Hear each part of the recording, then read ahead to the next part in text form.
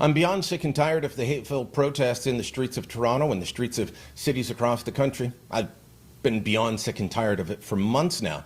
But we just have to examine and talk about what is happening in the streets, because this would be unacceptable for any other group to do this. Check out this footage collected by John Fraser, user on X, who lives near this area, down by Union Station in Toronto. And every week they are blocking off this street and setting up for prayer.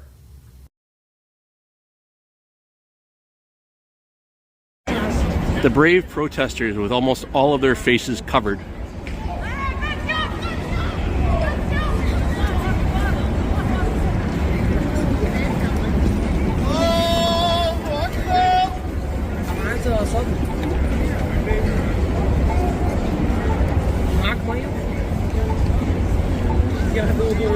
Now, if this was any other group, if this was a bunch of Catholics going around and saying, okay, time, stop all traffic, no one can move, we're going to have mass here, do you think that would be allowed? No, it would be shut down. It would be shut down for anybody else. But week after week, for more than a year, this sort of thing has been going on.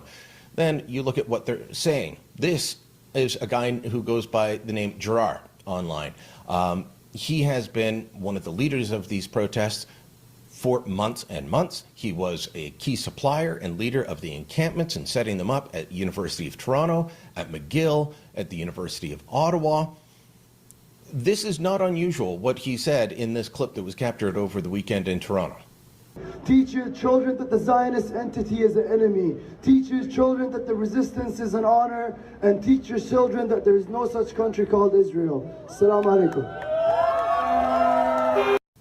He says Israel doesn't exist. He says that the Zionist entity is the enemy. Teach your children that the resistance is an honor. He's talking about Hamas. That is their name, the resistance.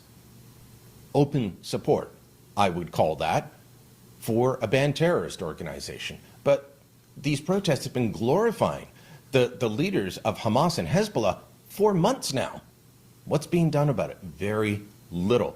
They are allowed to shut down our major streets. They were blocking traffic the other night as the whole city's trying to come in for the Leafs game. What do you think they're going to do when Taylor Swift is in town and the Leafs are playing at the same time and the Raptors are playing at the same time? It's going to be utter madness. This should have been ended a long time ago. Yes, you can protest. No, you do not control the streets. And no, you do not decide who can move when and where. That's what's been going on right now. It's past time that it ends.